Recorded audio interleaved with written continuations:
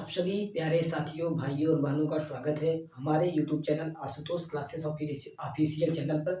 आज मैं आप सभी के लिए लेकर आऊँ परिमेय संख्या की दूसरी क्लास को, जिसमें आपको मैं बताया नहीं था कि पाई परिमेय संख्या का परिमेय संख्या है, पाई का मान परिमेय संख्या का परिमेय संख्या है। तो मुझे आशा है कि आपको इस वीडियो को देखकर फाइनल हो जाएगा कि पाई परिमेय संख्या का परिमेय संख्या है कि पाई का मान परिमेय संख्या का परिमेय संख्या है। चलिए वीडियो को शुरू करते हैं। तो परिमेय संख्या के लिए परिमेय संख्या के लिए हम आपको 3 नियम बताए थे कि पहला स्टेप होना चाहिए पी अपान क्यू के रूप में होना चाहिए। पी अपान क्यू का रूप का होना चाहिए परिमेय संख्या को देखने के लिए। क्यू क्या, पी क्या है, अंश है यहाँ पर, क्यू क्या है, हर है। दूसरा स्टेप कहता है कि P not equal to zero, Q Q not equal to zero Q not equal to zero के बराबर होना चाहिए। यानी कि क्यू क्यू यानी हर का मान जीरो जीरो न हो, हर का मान जीरो न हो। तीसरा स्टेप कहता है पी क्यू दोनों पूर्णांक होना चाहिए। पूर्णांक किसे कहते हैं, तो आपको मैं यहाँ पर लिख दिया हूँ। पूर्णांक किसे कहते हैं, -1 -2 -3 डॉट डॉट डॉट इनफाइनाइट तक, 0 से 0 1 2 3 डॉट डॉट इनफाइनाइट को, इन संख्याओं को हम पूर्णांक कहते हैं। अब बात करते हैं इस मेन मुद्दे पे कि पाई पाई परिमेय संख्या है कि अपरिमेय संख्या है, पाई का मान परिमेय संख्या है कि अपरिमेय संख्या है। तो मैं आप पहले आपको इसको बताते हैं कि पाई परिमेय संख्या क्या परिमेय संख्या है। तो पाई का डिफिनेशन, पाई का डिफिनेशन यानी परिभाषा किसे कहते हैं। पाई का परिभाषा होता है पाई को परिभाषा होता है कि परिधि परिधि यानी कि परिधि में आप लोग व्यास व्यास को भाग देते हैं, जिससे हमें पाई प्राप्त होता है। तो बात करते हैं परिधि किसके कहते हैं, व्यास किसके कहते हैं। जैसे मान लीजिए एक यहाँ पर वृत्त हो गया, एक यहाँ पर वृत्त हो गया, तो इसके यहाँ से लेके यहाँ तक की पूरी सर्कम आपको क्या कहलाएगी, परिधि कहलाएगी। व्यास किसे कहते हैं, यदि केंद्र है, केंद्र से इसको क्या कहते हैं, त्रिज्या कहते हैं। यानी कि ये उसको पूरे मिलेंगे, आधे भाग को क्या कहते हैं, यानी यहाँ से यहाँ तक दूरी क्या कहते हैं, व्यास कहते हैं।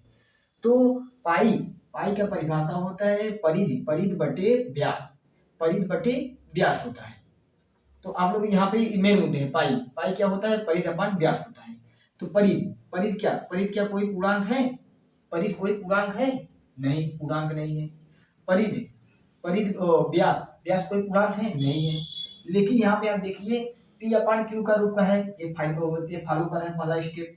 दूसरा है Q not equal to zero, यानी क्यू का मान यानी हर का मान जीरो के बराबर न हो, हर का मान जीरो के बराबर न हो, यानी कि ये भी बात फॉलो कर रहा है। लेकिन तीसरा बात पी क्यू दोनों पूर्णांक होना चाहिए। ए पूर्णांक है नहीं है, ए पूर्णांक है नहीं है, इसलिए क्या होगा, इसलिए यह एक अपरिमेय संख्या हो गया, इसलिए यह एक अपरिमेय संख्या हो गया।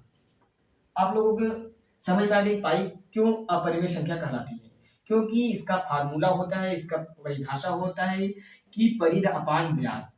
परिधि न तो पूर्णांक है, व्यास ये भी न पूर्णांक है, इसलिए यह क्या है, परिमेय संख्या। आप लोग जब परिधि में व्यास को भाग देंगे तब इसका मान 3.14 लगभग में आएगा, 3.14 लगभग में आएगा। यानी कि पाई का एग्जैक्ट मान नहीं है, यानी कि लगभग में पाई का मान है। आप इसको ऐसे भी लिख सकते हैं 22/7, 22/7 दोनों क्या होता है, एक ही होता है। अब बात करते हैं पाई के मान को, बात करते हैं। पाई मान कितना होता है, पाई मान होता है 22/7 होता है, 22/7 पहली बात करते हैं, 22/7। पी अपान क्यू का रूप है, जी हाँ पी अपान क्यू का रूप है, फॉलो कर रहा है पहला स्टेप। दूसरा स्टेप कहते हैं Q not equal to zero, यानी कि हर जीरो के बराबर न हो, हर जीरो को बराबर नहीं, जीरो के बराबर नहीं, ये भी फॉलो कर रहा है, यानी दूसरा स्टेप भी। तीसरा स्टेप क्या है, पी और क्यू यानी कि अंश और हर दोनों पूर्णांक होने चाहिए।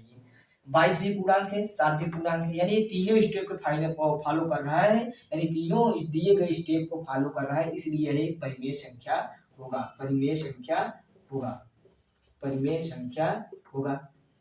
अब बात करते हैं इसको, जब इसमें आप भाग देंगे तो आपका मान प्राप्त होगा 3.14, 3.14 पाई मान होता है। एक परिमेय संख्या का परिमेय संख्या, तो मैं आपको पहले वीडियो में बताया था कि आपको परिमेय संख्या को ज्ञात करने के लिए जहां तक हल हो सकता है आपको वहां तक हल करना होगा। 2 मिनट के लिए सॉरी।